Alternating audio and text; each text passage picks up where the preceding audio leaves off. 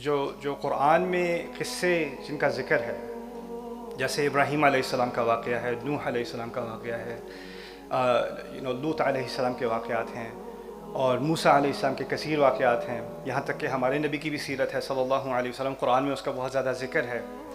پہلی چیز جو آپ کو نوٹ کرنی چاہیے کہ ان لوگوں کی حیات، ان کی زندگیاں بہت لمبی تھیں۔ جیسے ابراہیم علیہ السلام کے بارے میں بائبل اکاؤنٹ کے مطابق تقریباً 120 یا 120 سے زیادہ ان کی عمر تھی۔ تو وہ 120 سال کی جو زندگی ہے، جب قرآن نے اس کے بارے میں بات کی ہے تو وہ چند صفحوں میں بھی نہیں آتی، یعنی اس میں سے بہت کم قرآن نے اس کا ذکر کیا ہے۔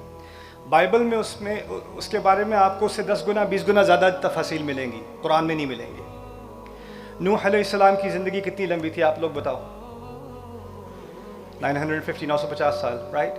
And in the Quran you get a couple of pages, that's it.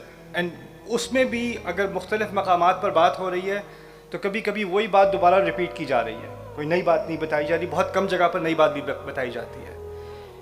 پہلی بات جو میں آپ کو، جس بات کی طرف میں آپ کی اٹینشن لانا چاہ رہا ہوں وہ یہ ہے کہ قرآن میں اللہ تعالیٰ نے بہت ہی سلیکٹیو معاملہ کیا ہے، یعنی ایک لائف جو اتنی لمبی تھی اس میں سے بہت تھوڑے سے لمحات کو لے کے ان کا ذکر کیا ہے۔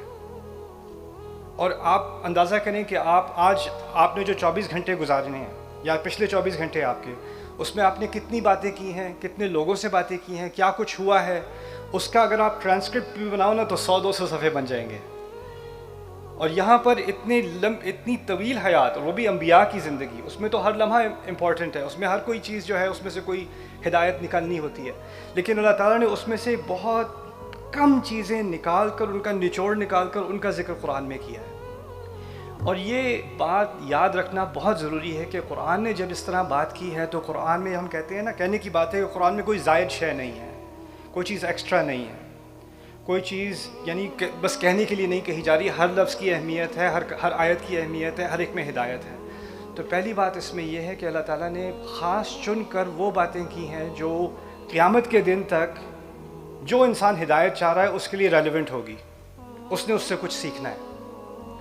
اور اس لیے جب اللہ تعالیٰ یہ صرف نہیں ہمیں اس بات کی طرف توجہ نہیں دینے کی کس چیز کے بارے میں اللہ تعالیٰ نے بات کی ہے، اس کی طرف توجہ بھی دینی ہے کس چیز کے بارے میں بات نہیں کی، کتنی باتیں چھوڑ کر یہ بات کی ہے۔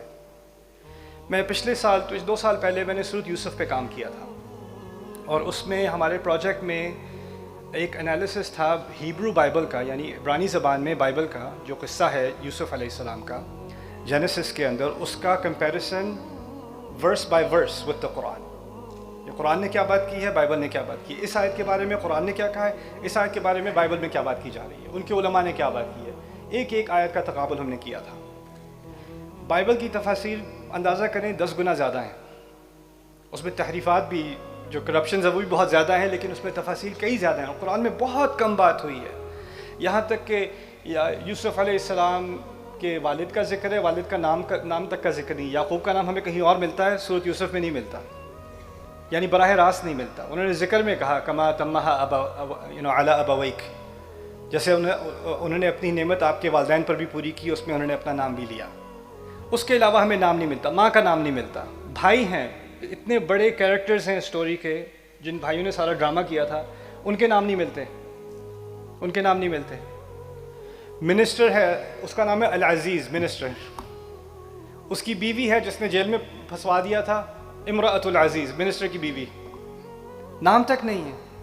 کہاں رہتے تھے یوسف علیہ السلام، کہاں سے اغوا کیے گئے، اس شہر کا نام نہیں ہے۔ کنعان ہے، بائبل میں ہے کنعان، قرآن میں نہیں ہے۔ تو بہت ساری چیزیں ریموو کی گئی ہیں، اللہ تعالیٰ نے جان بوجھ کر مینشن نہیں کی، ان کا ذکر نہیں کیا۔ تو جو تھوڑی بہت چیزیں ذکر کی گئی ہیں نا، ان کی ایک خاص اہمیت ہے۔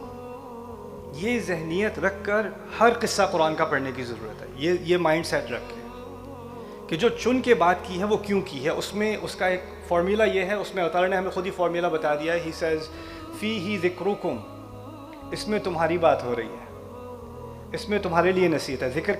ذکر کا لفظ عربی میں یاد دہانی کے لیے ہوتا ہے، اس کا لفظ نصیحت کے لیے بھی ہوتا ہے، اس کا لفظ بات کے لیے بھی ہوتا ہے۔ عربی میں کہتے ہیں ذکر شیئا، اس نے کسی چیز کے بارے میں بات کی، جس طرح اردو میں کہتے ہیں نا کسی چیز کا ذکر کیا، اسی طرح عربی میں استعمال ہوتا ہے۔